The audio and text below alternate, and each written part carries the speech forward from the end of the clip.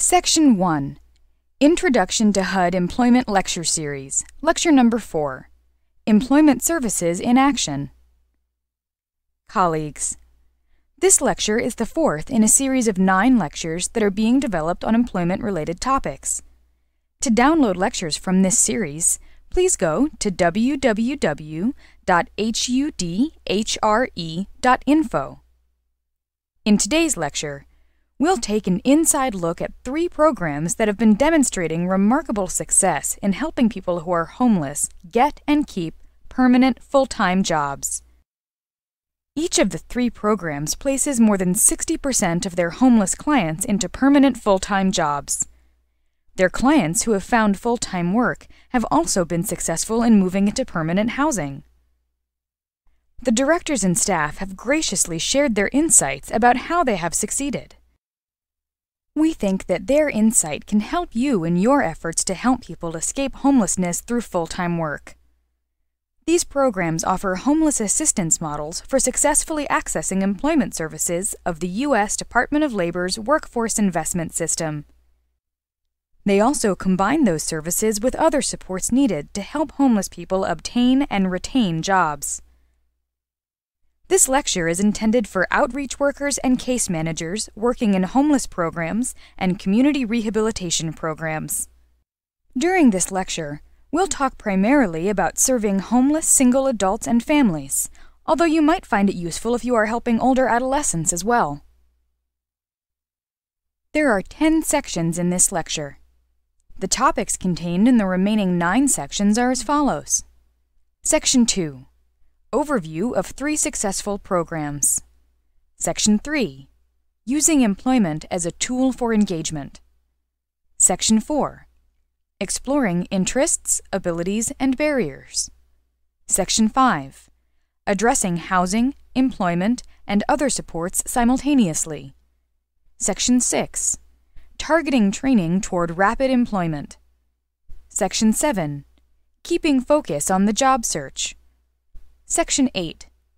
Focusing on employers' needs and clients' abilities. Section 9. Following up and focusing on job retention. And Section 10. Conclusion. This lecture has a companion pamphlet that provides additional information, including a reference to each of the resources discussed in this lecture. Section 2. Overview of 3 successful programs. You might think that helping people who are homeless find permanent full-time jobs is a daunting task. Certainly, there are challenges involved.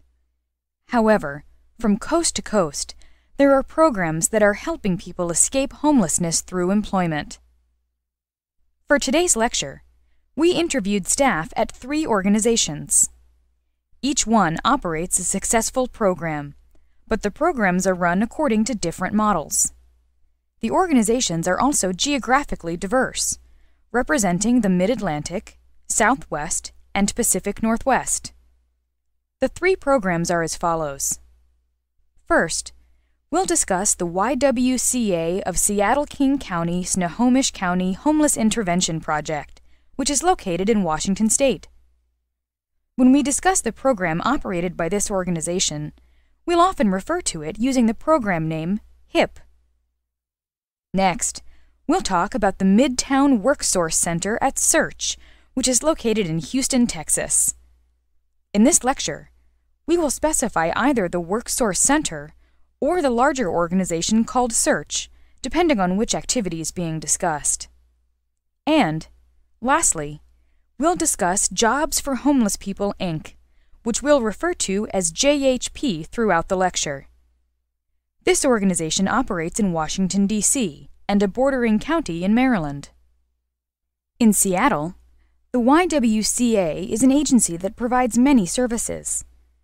Its employment services include both the Homeless Intervention Project and a one-stop career center. HIP exclusively serves homeless clients under contract to the local Workforce Development Council, which administers McKinney-Vento funds for this purpose. The One Stop, on the other hand, serves all job seekers.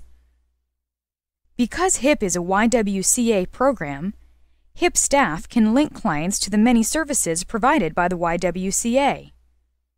The Ywca offers emergency, transitional, and permanent housing, as well as the diverse employment and educational services at the one-stop. In addition, HIP clients have ready access to needed supports such as childcare, work clothing, benefits counseling, domestic violence services, and on-site health care. Similar to the Ywca, the Midtown Worksource Center is an affiliate of Houston's workforce system and operates within an agency with a service-oriented mission. The agency, Search, is a Houston-based agency that provides many services to people who are homeless. The local Workforce Investment Board contracts with Search and other agencies to operate Worksource Centers, which are one-stop career centers.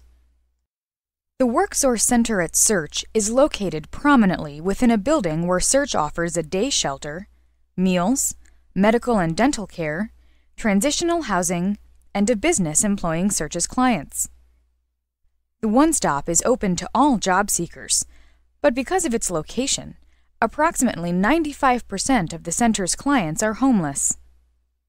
Search also operates a HUD supportive housing program-funded job bank and offers comprehensive employment and other case management services for those who are not making progress at the Worksource Center.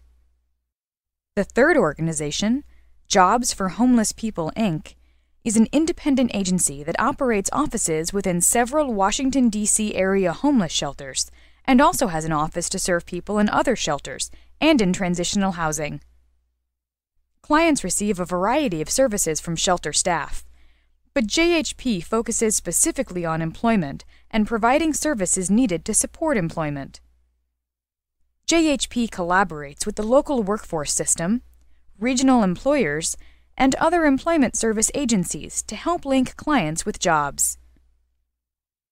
To help serve job seekers in flexible ways, the programs and the agencies with which they are associated rely on a variety of funding sources.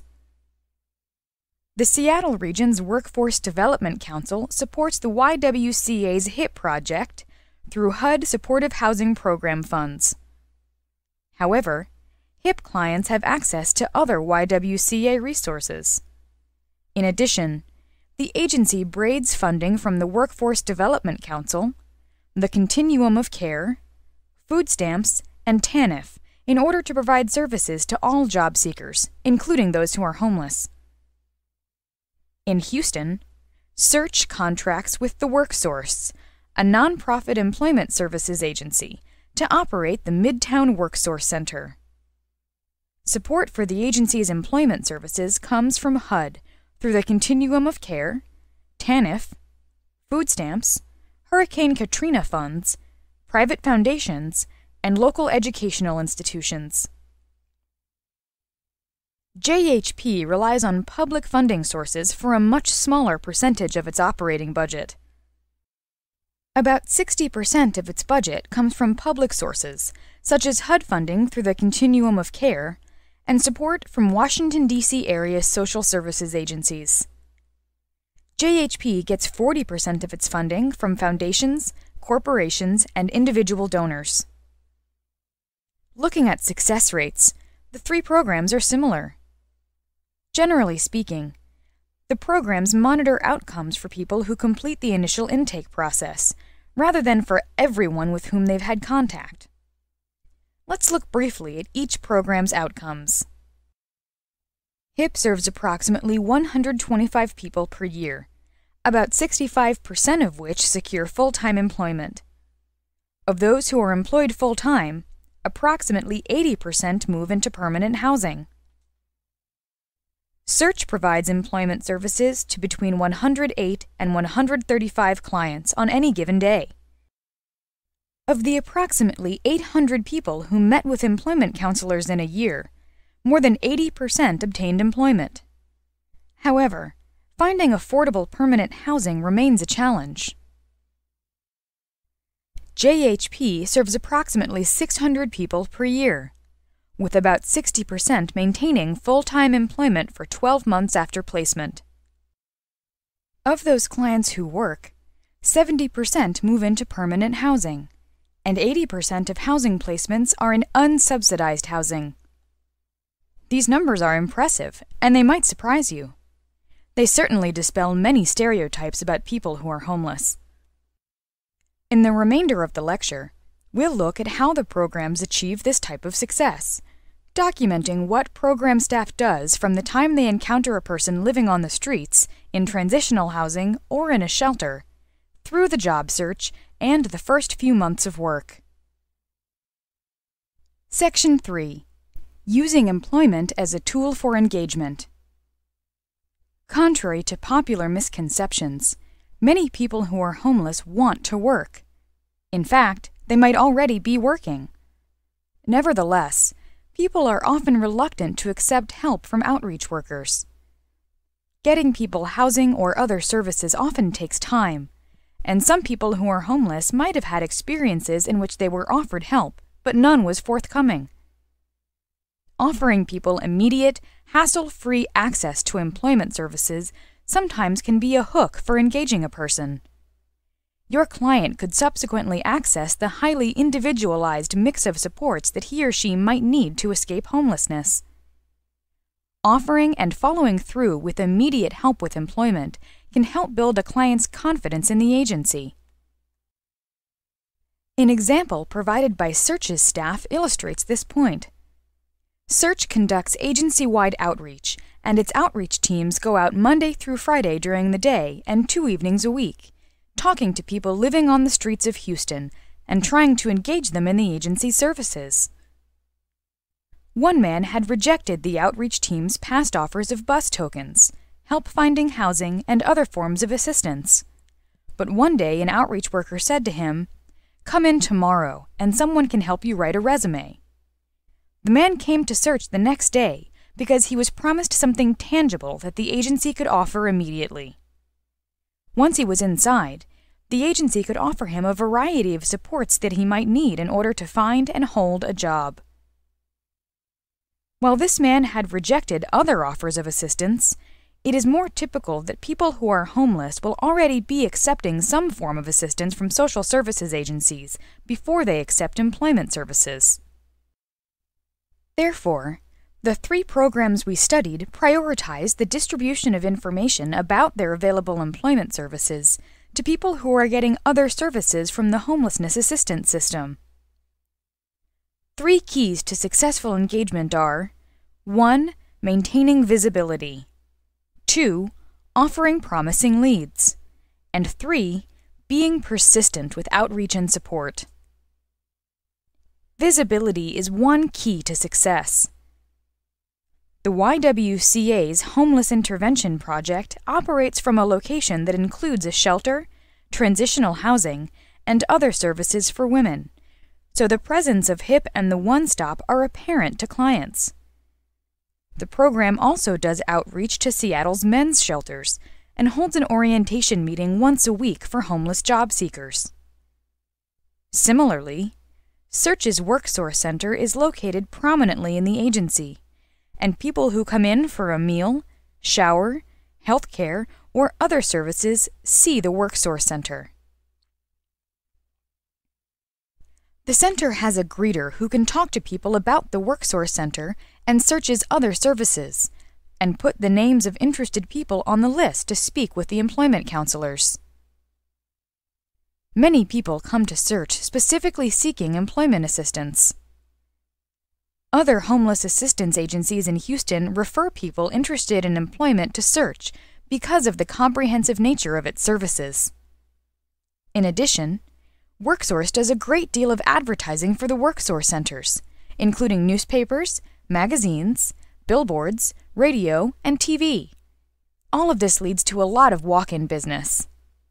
By the time the center opens at 8 a.m., there are waiting lists of people wanting to use the computers and speak with staff.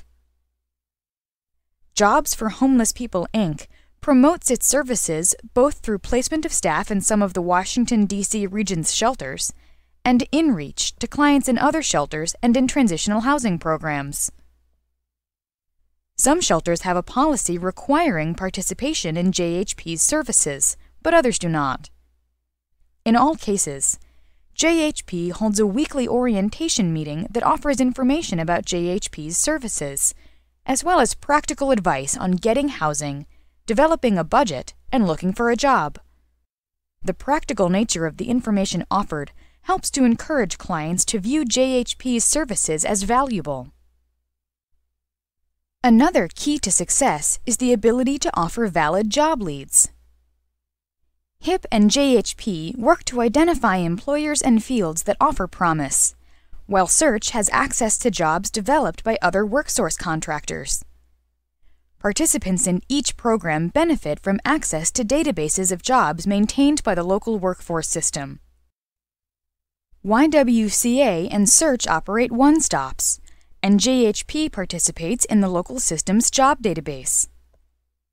Because the programs can offer potential job seekers immediate access to valid job leads, clients are more likely to take their offers of assistance seriously. A third key to successful engagement is persistence and active support. Many people who are homeless might not consider employment to be important, at least in the short term. However, each of the 3 programs we visited reported that they take an open-ended approach with people who do not appear motivated initially. Programs might offer some form of assistance, such as bus tokens, just to establish relationships and get the conversation about work going. Staff might offer pre-employment activities, such as job training, adult education, or GED classes, to people who are not immediately interested in work. The programs all report that some clients will commit to a job search only after months of informal contacts, careful development of trusting relationships, and provision of direct, tangible support that is meaningful, reliable, and consistent. This includes working directly with other services that affect the client's overall stability and quality of life. Section 4. Exploring interests, abilities, and barriers. Although the 3 programs offer interested clients rapid access to a job search, they also use detailed intake processes to determine eligibility for services, experience and abilities, vocational interests, and support needs. To help people find jobs that meet their interests and talents, each of the programs uses both formal and informal methods of vocational assessment. Please note that the first lecture in this series focused on vocational assessment and provides a good resource if you are looking for more detailed information. At intake, the 3 programs ask for the same type of information that employers ask for: past employment, education, references, reasons for leaving, etc. They also pose questions to help gauge current interests and abilities. For example, they ask which of their past jobs clients have enjoyed, and they ask them to list specific skills that they have gained at past jobs. Search also gathers information about life skills, such as family life and parenting, budgeting, stress management, honesty, hygiene and grooming, and acceptance of responsibility. In addition, the 3 programs use standardized tools to explore job interests and abilities. Information about the following tools is found in this lecture's pamphlet. The Employability Competency System, or ECS, Pre-Employment Work Maturity Checklist, the Self-Directed Search, and the COP system. While each of the programs seeks to explore and develop clients' interests and talents, they also stress that the primary objective is to get people working full-time, rather than to find the perfect job for people. With many clients facing significant barriers to employment, such as criminal histories, staff stresses that people might have to take a less-than-perfect job as a stepping stone to a better position. Many, although not all jobs require some degree of education or literacy, and the programs therefore evaluate literacy and educational achievement as part of the intake process. The programs use one of 2 tools: the Test of Adult Basic Education, or the Comprehensive Adult Student Assessment System. Information about these 2 tools which are used widely across the United States, is available in this lecture's pamphlet. As we'll see in the next section, the programs can link clients to needed education based on the results of these assessments.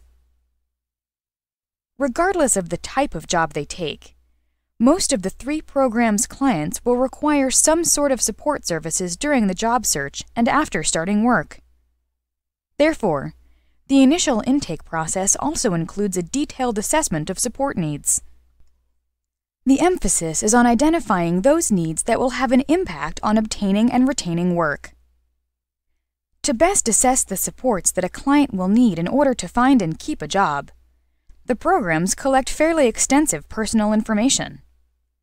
Here is a list that will give you a sense of the information the programs collect: the cause and length of homelessness and efforts to find housing, the status of benefits such as Social Security, Supplemental Security Income, Medicaid, food stamps, temporary assistance to needy families, and veterans benefits, immediate needs such as food and shelter, information on medical conditions, substance abuse, and treatment received, criminal histories, transportation availability and needs, forms of identification possessed or needed, family, spousal, or partner issues, including domestic violence, childcare needs, current resources and budgeting, legal or immigration issues, and financial or credit problems.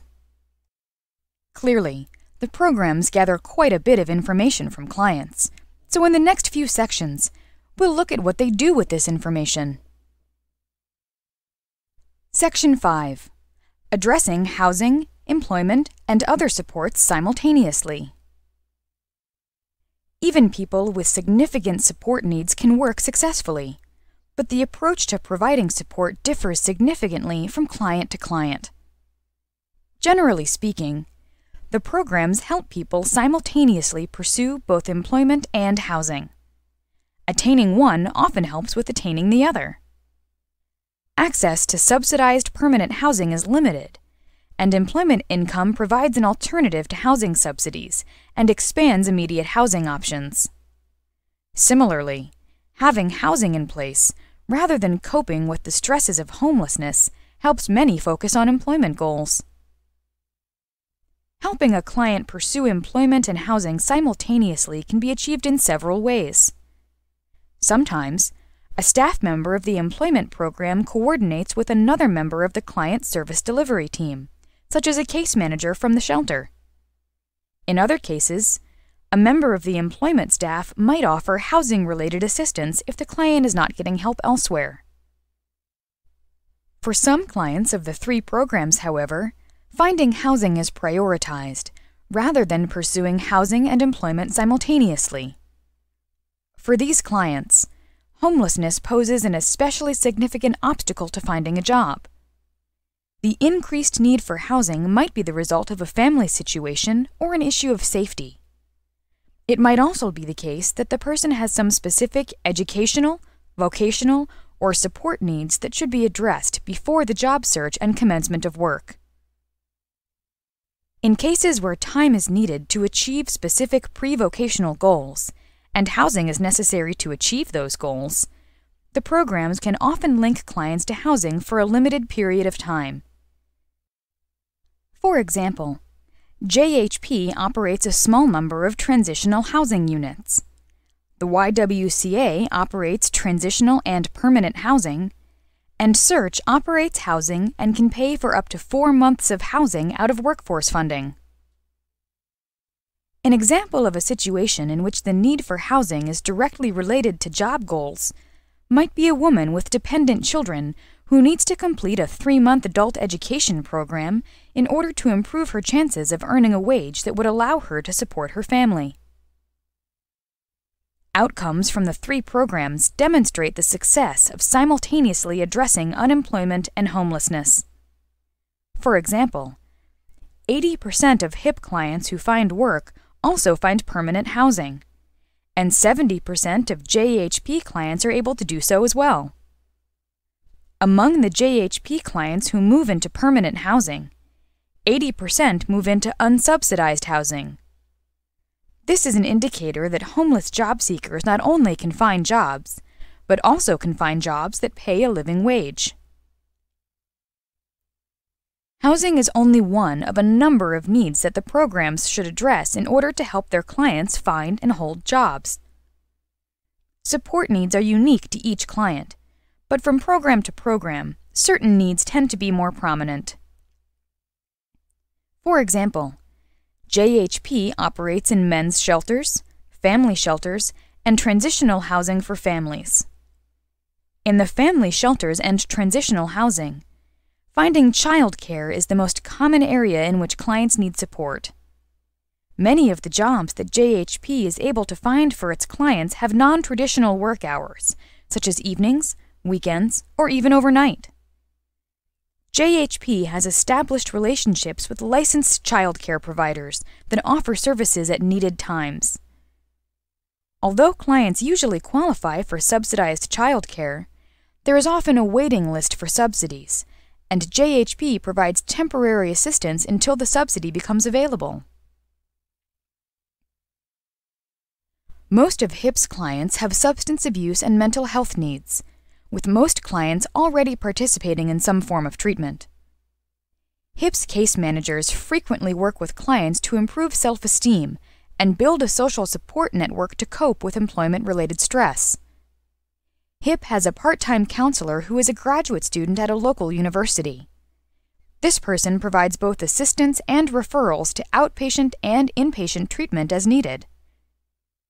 HIP staff reports that the substance abuse and mental health treatment systems have adequate capacity to address the needs of HIP clients seeking treatment, a favorable situation that does not exist in many communities.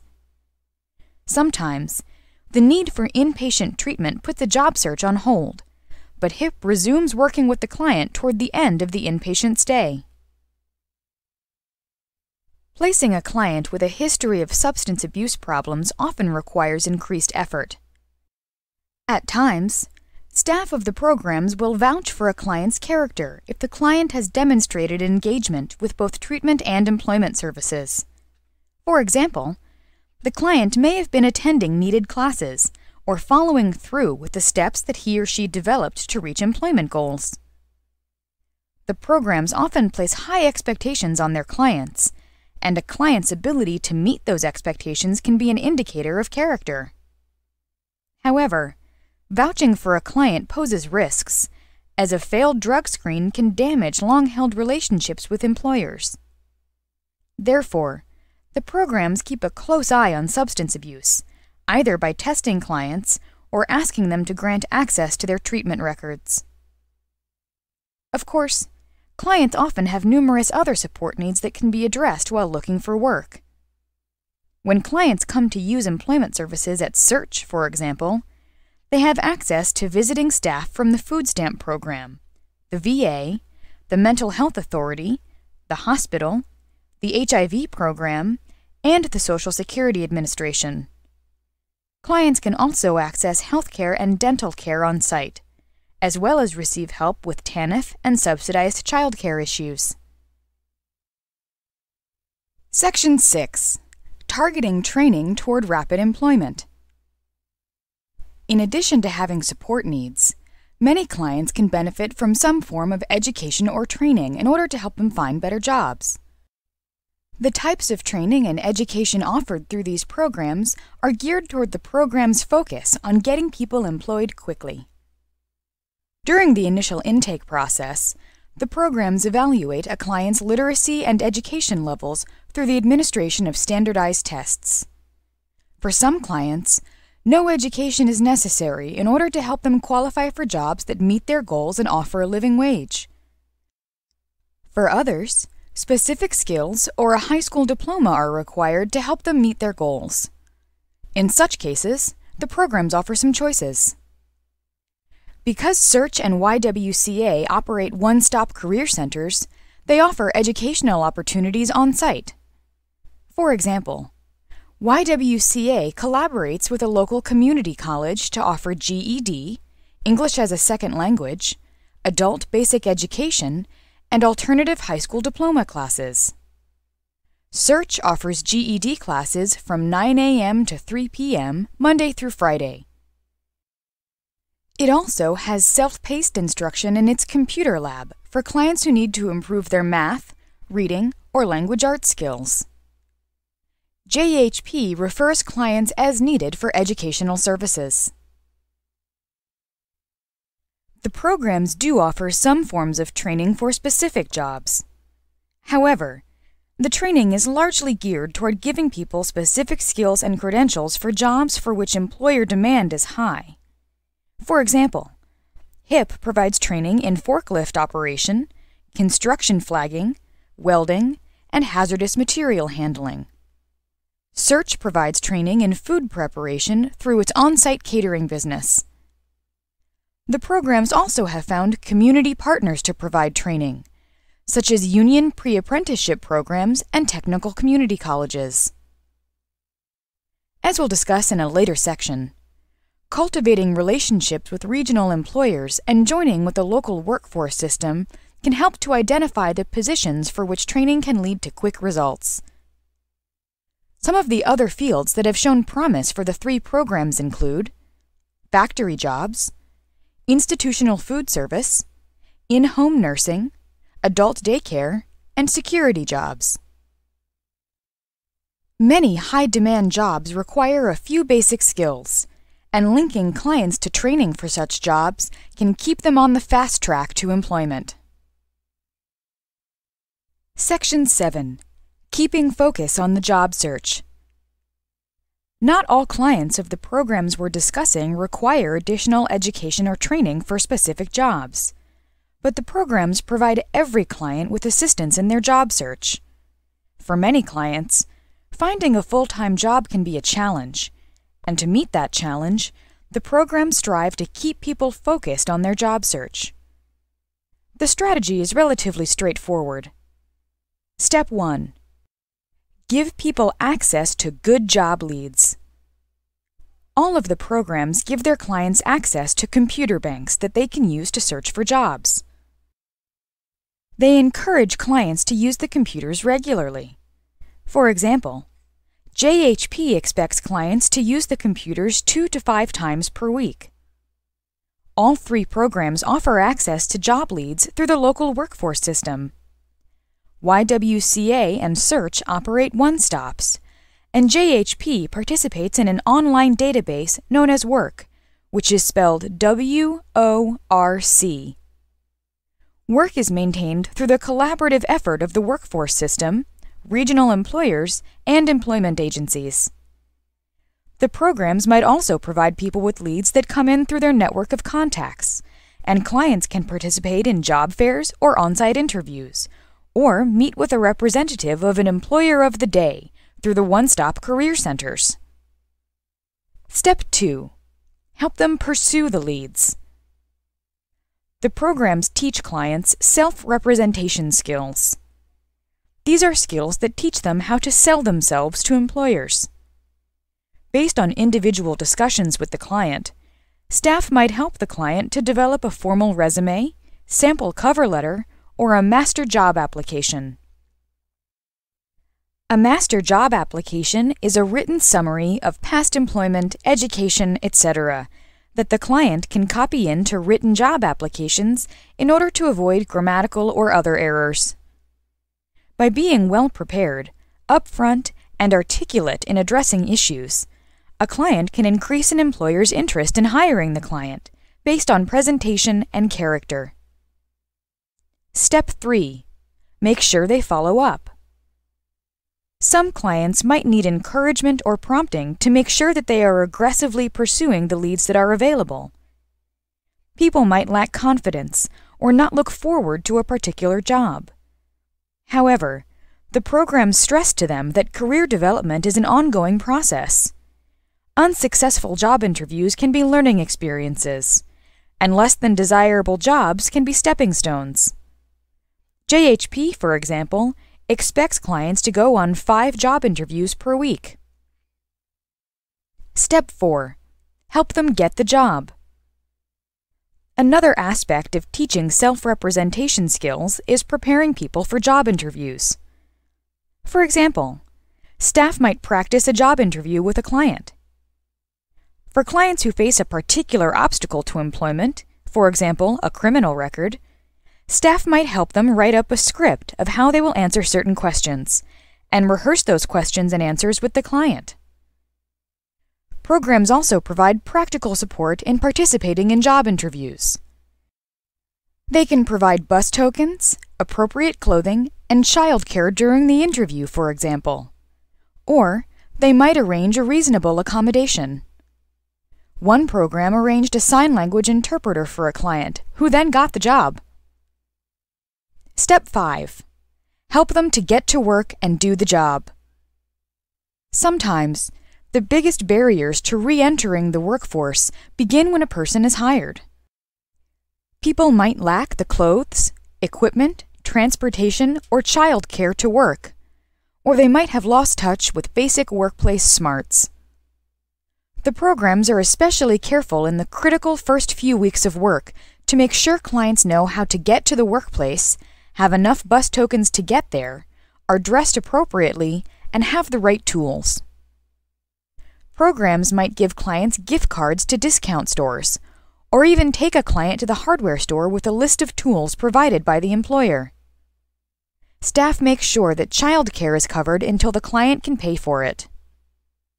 Staff might also help with adjusting to a work environment, perhaps stressing to them the need to be at work at a particular time if that is a job requirement or dictated by the culture of the workplace. Staff can also help clients handle stressful social interactions that come with being new to a workplace. Providing this kind of support can be facilitated by scheduling consistent, frequent times to check in with clients during the first 1 to 3 months of the job, in order to address problem areas and create solutions before the situation becomes a crisis. Step 6. Motivate them to keep trying. Although the programs have excellent success rates overall, some clients will have a more difficult time than others. One tactic that is effective in keeping people optimistic through a difficult adjustment is bringing former clients who are now working to speak to current clients about their experiences as a job seeker and the rewards that they have found in working. Section 8. Focusing on employers' needs and clients' abilities. Although the programs we visited have a clear social mission, they take a very business-like approach to helping clients get jobs. When the programs speak with fundraisers, they promote the social purpose of helping people escape homelessness through self-sustaining employment. However, when they need to speak to employers, they promote their ability to help employers fill their hiring needs. In fact, JHP uses its corporate name, Jobs for Homeless People, in explaining to fundraisers what the agency does. But when interacting with employers, JHP uses its slogan, Jobs Have Priority. Some employers do indeed have altruistic motives in hiring people who are or who have been homeless, but the vast majority of employers are only interested in meeting staffing needs.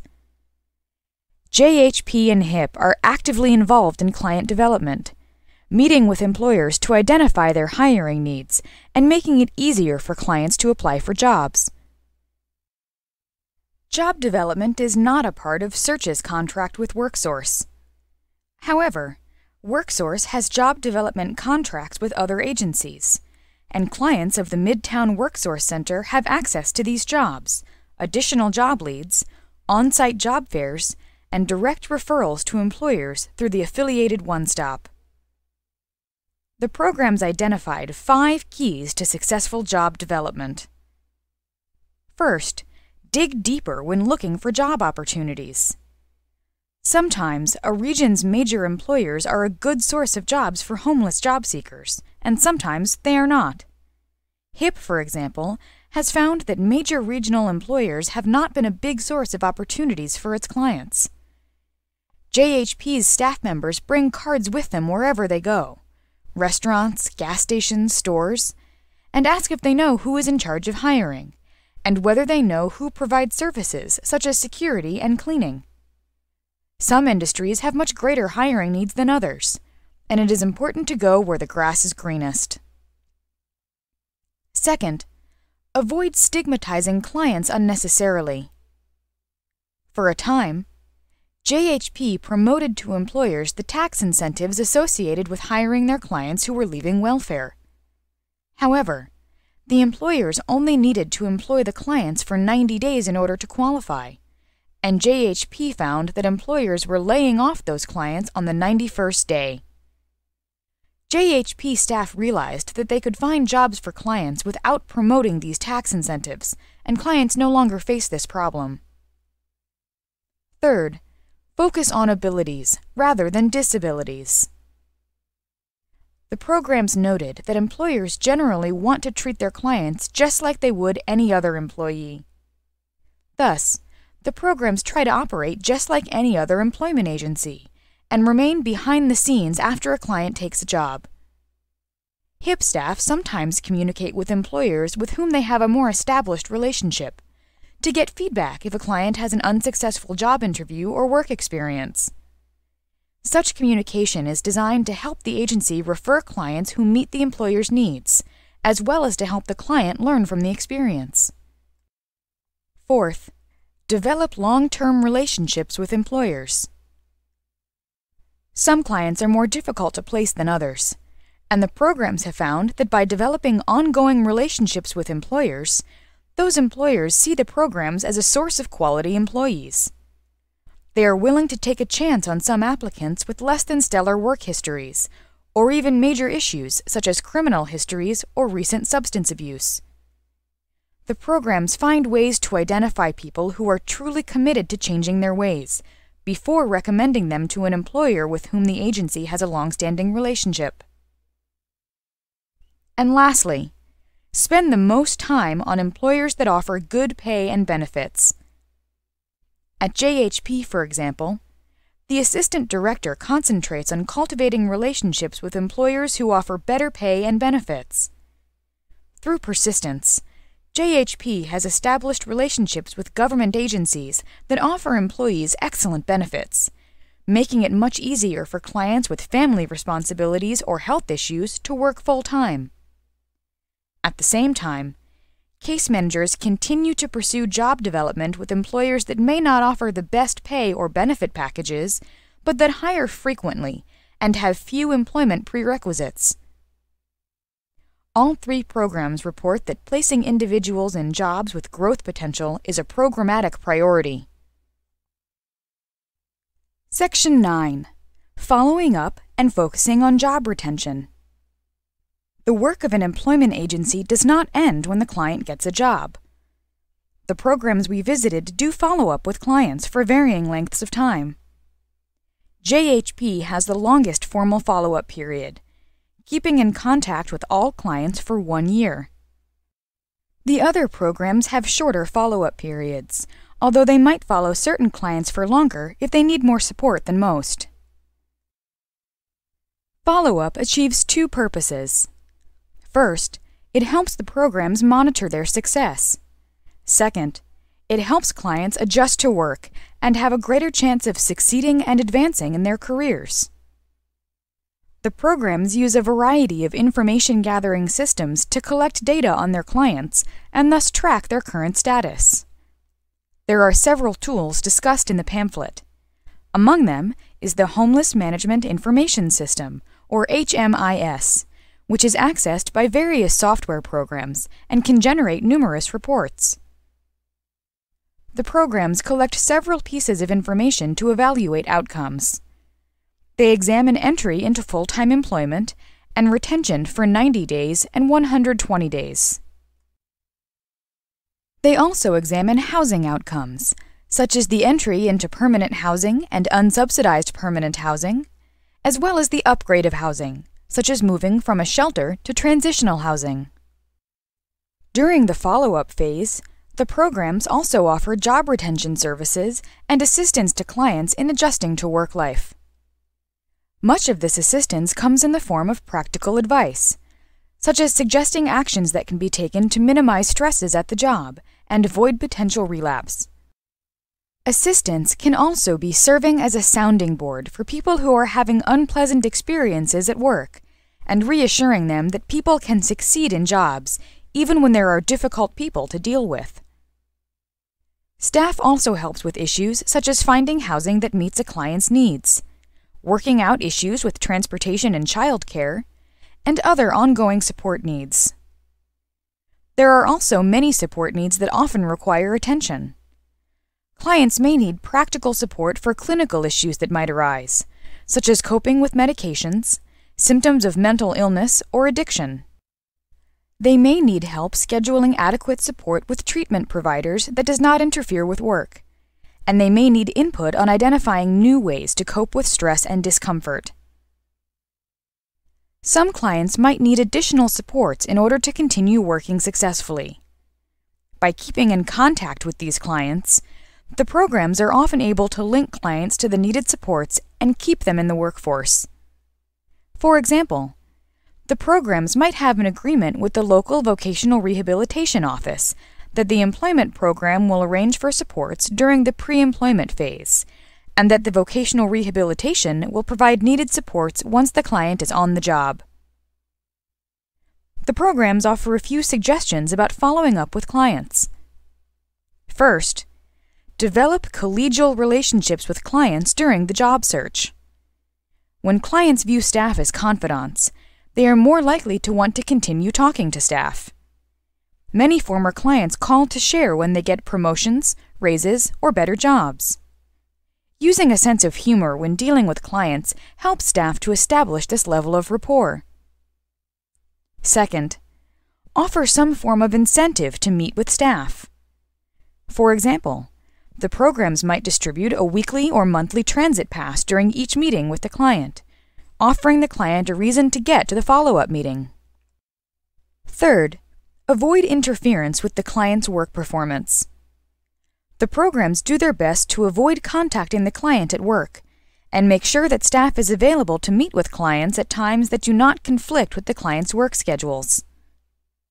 Programs might collect alternative contact information, such as that of a parent, sibling, or friend, so that if the client moves or changes phone numbers, program staff will not have to resort to trying to contact the client at the workplace.